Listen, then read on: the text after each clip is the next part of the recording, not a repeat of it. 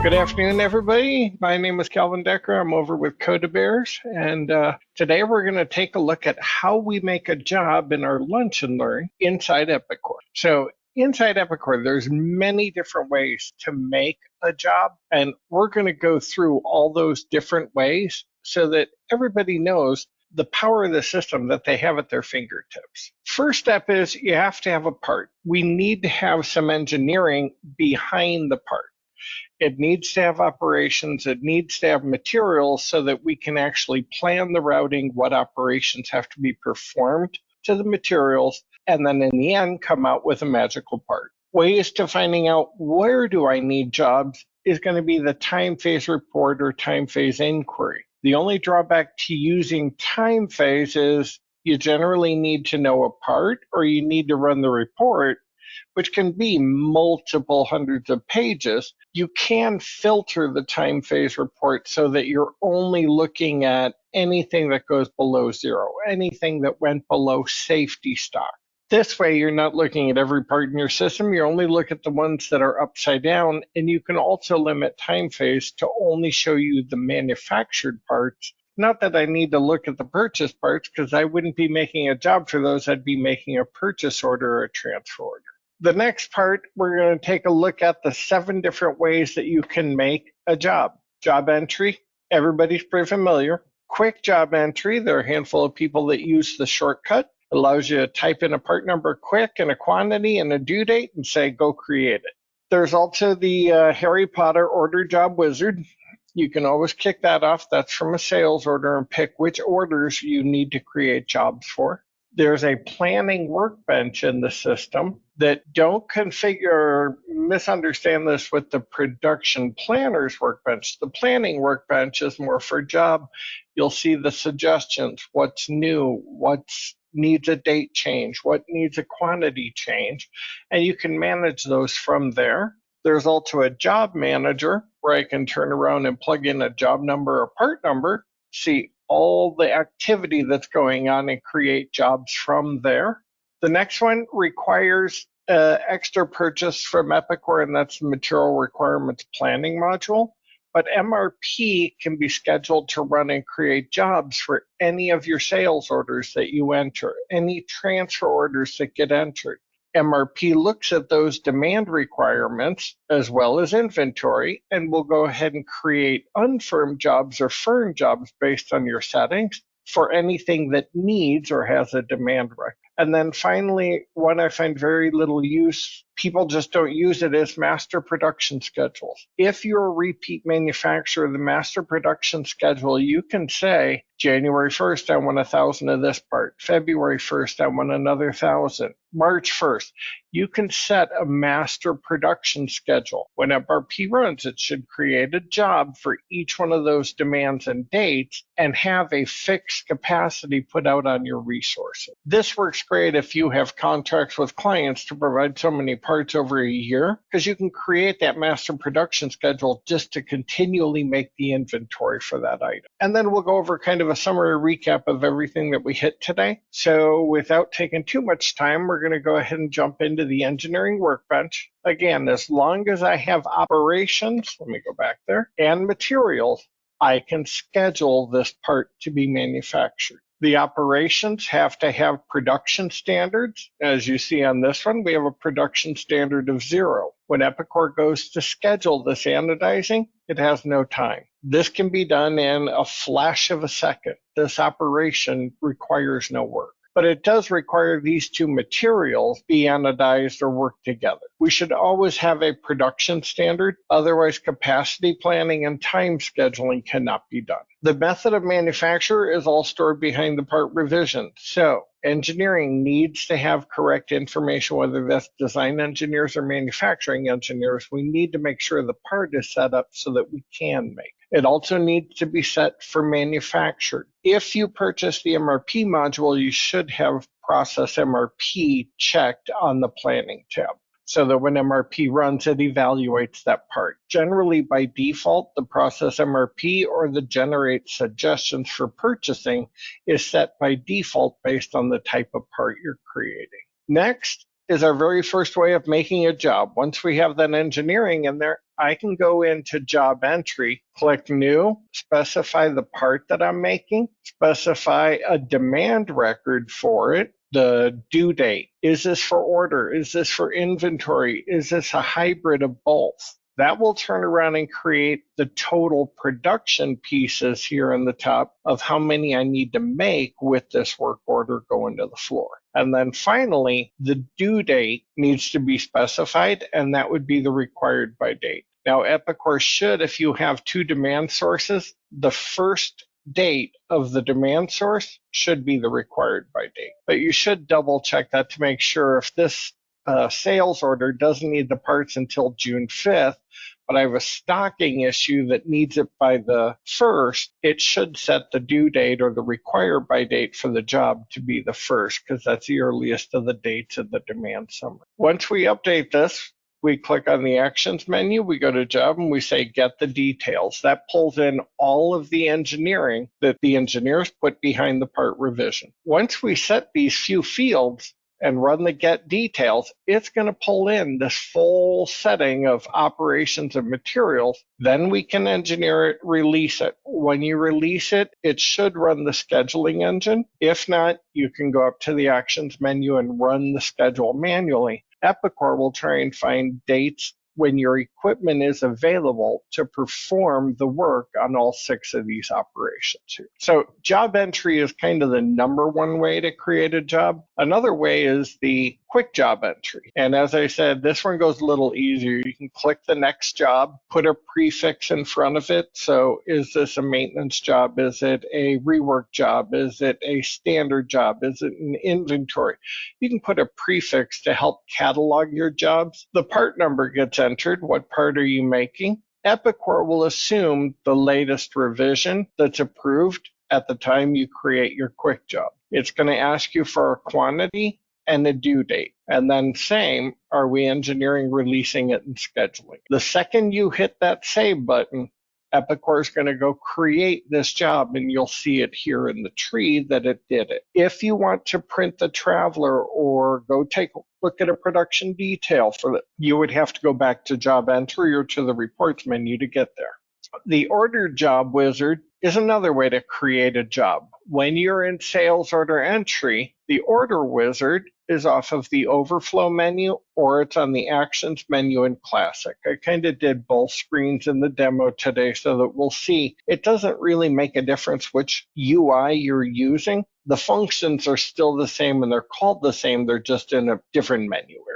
But the order job wizard is going to pop up. Now, before you can do this, we need to make sure the order is marked ready to process and it's a make direct. The order job wizard requires only make direct orders to have a job created for them. Otherwise, you would be making the job for inventory. Once we click on that order job wizard, this is going to pop up, Harry, and we can say, get all the details, get the methods, schedule them all, release them all, and I can say create the jobs. This would be for the whole order, all lines on it. If I only want to process line 1, 2, or 3 independently, I can select which ones are ready to have a job created and then only create a job for those. So you can, if you're in the order job wizard, select which line and only release jobs for those, or you can tell the system, do it for all of them. The second you hit that close box, you should see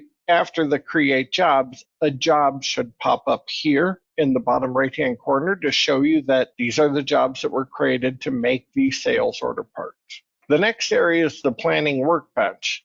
The Planning Workbench by default loads blank in Classic. You'll want to make sure that you pull back all of the records so that you can see all the parts that need to have a job created or modified for. And the reason I say modified, if our customer service people go in and change the due date, client says they want it earlier, we're going to get a date change suggestion also in this Planning Workbench. So it's not just creating new jobs. You're going to see your changes as well, whether it's expedite, increase or decrease quantity, or postpone.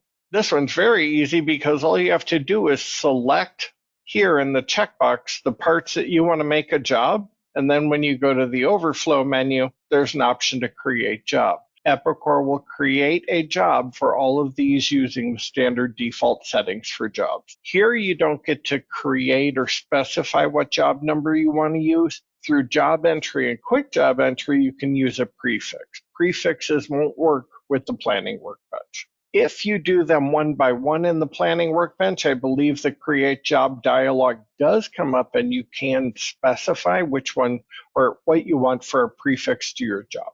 But the Planning Workbench gives you full visibility of what's needed for the due date that's on the screen, and Epicor knows we need this part, we need this many of them on this day, go make a job for them. The Job Manager I mentioned has a whole lot more information. I actually personally find it easier to read in the classic view, but you can zoom out and see everything in Kinetic. It just gets a little smaller on the screen. I'm going to see if I can zoom in here. So you end up putting your part number in to the field in the Job Manager, and it's going to show you what do I have in inventory, what do I have in demand records, and I can say only show firm release demand records.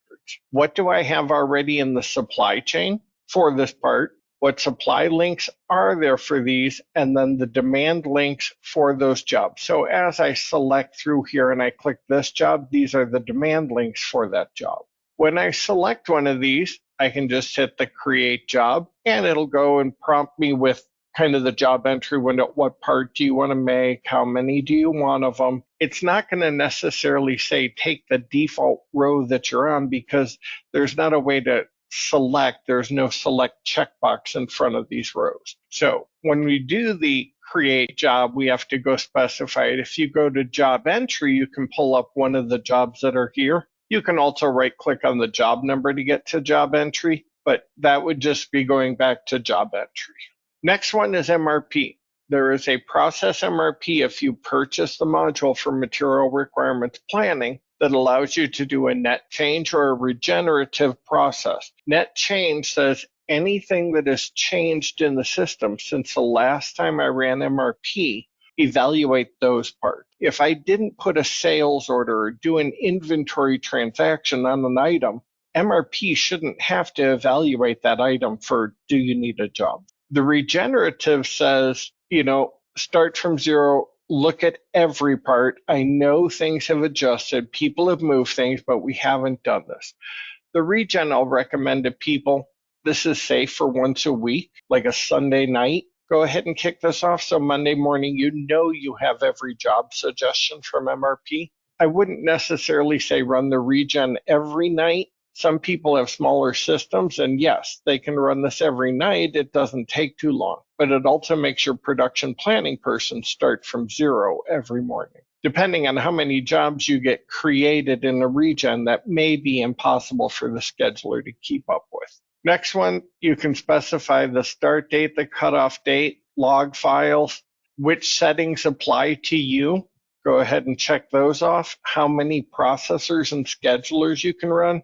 These are going to be based on your server size and capabilities of the server. And then you could also run MRP now for a single part or a list of parts. So if we know customer service only sold 5 parts on a rather large blanket order they put in for the year, we could put the list of 5 parts in here and then kick off MRP only to evaluate those parts. Once we get those settings all set here on the process MRP, in the top right corner is a little sprocket, and that's how we kick off the process in Kinetic. The final one is the master production schedule, and this is where we can specify a part, a date, and a quantity. And we can specify an entire year's worth of dates or 2 years worth of dates and have a production schedule set, locked in stone on the machine for the next X months. This is a master production schedule, and for those that have MRP, it looks very similar to a part forecast. The master production schedule generally doesn't create an unfirm job because this is something we want. A forecast would be an unfirm job because it's a planned purchase quantity. It's not a guaranteed. The master production schedule should be a guaranteed quantity. As we saw, every one of these 7 things will create a job for you that can be run on the job floor. Everything is base product except for the last 2 MRP items. Those require the purchase of the material requirements planning module. Scheduling and fine-tuning of the jobs is required regardless which method you use. You may look even at a master production schedule and say, oh, they wanted it on the 1st, but I need to move it to the 4th because the machine's not available. Fine-tuning the schedule and moving things around and balancing the capacity across your resources is still something you have to do regardless which system created the job. And then finally, you need to determine which of the 7 or multiples of the 7 are the best one for your company. You may find that you need to use quick job entry sometimes. You need to use Planning Workbench sometimes. You need to use quick job entry. You're more than welcome to use any of them. It's just you need to find a process that makes sure that you hit all of your demand records so that you have a proper supply for them. And again, it could be, and it most likely will be, more than one method when you do this. I know for my lunch and learns, I try to keep them down to 10, 15 minutes so people still have time for lunch. Sorry for going over a little, but I'll go ahead and open the floor to questions. Do we have anything, Madison? From Tony, is there a good way to make a job for a rework/remake after scrapping?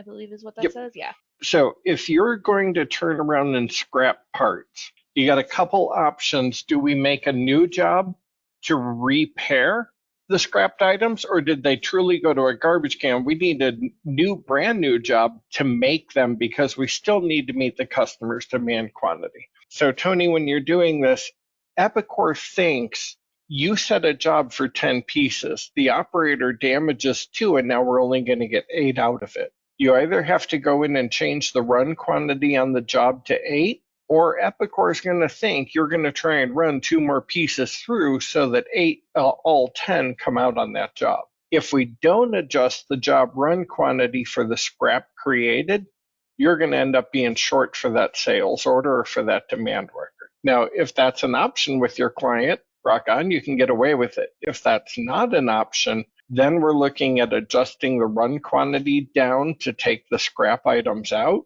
and creating a new job to do the repair, but we would add the same demand record. So instead of all 10 being on this job's demand record, it's now 8, and we have another job making the last 2 for it.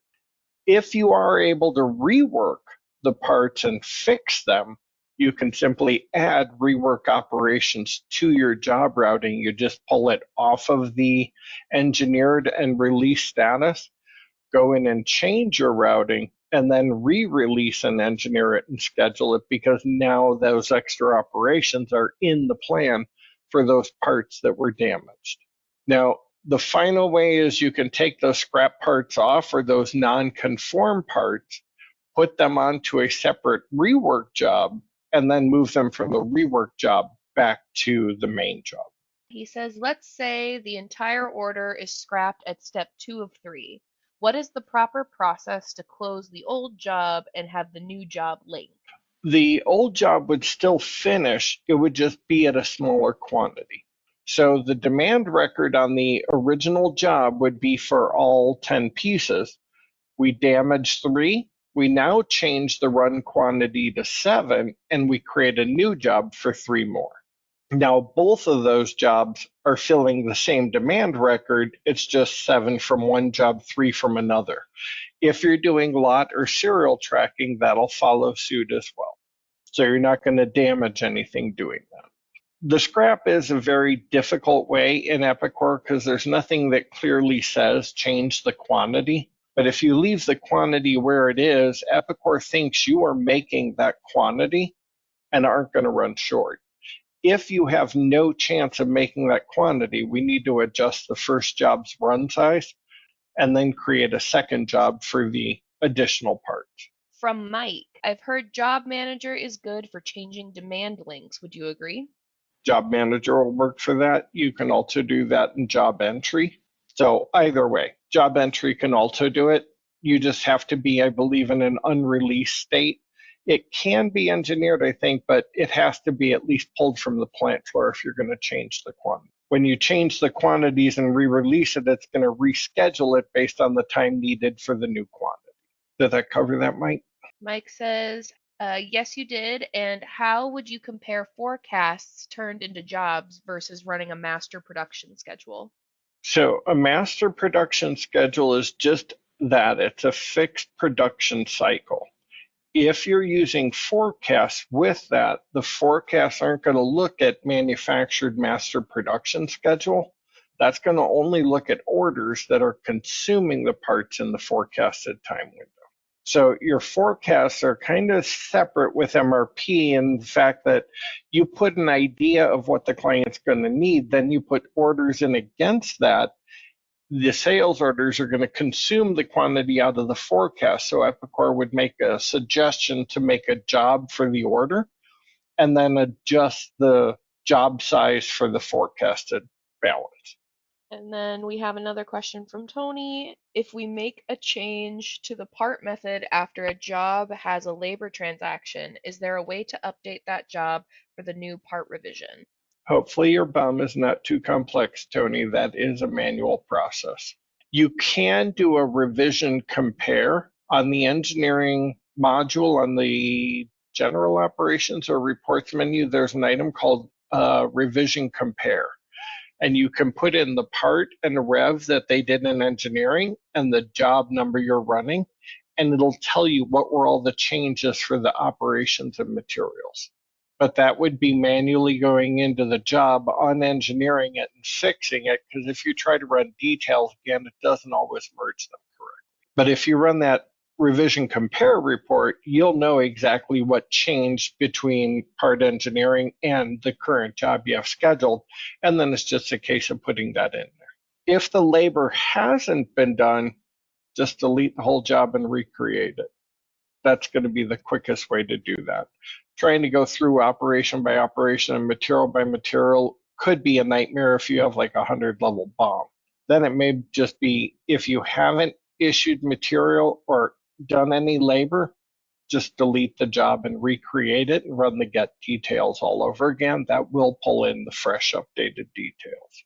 Jobs can be easy. They can also be difficult. And as you see, some people are like, how do I handle this? Because not everything runs perfectly on the plant floor. Contrary to everybody telling me it runs perfectly. Alrighty, it doesn't look like we have any more questions and people are starting to trickle out. So thanks for everyone for joining us this afternoon. Hope to see you back next week. Awesome. Bon appetit. Want more Coda Bears Lunch and Learn? Check out our channel for more videos or contact us on our website for registration information.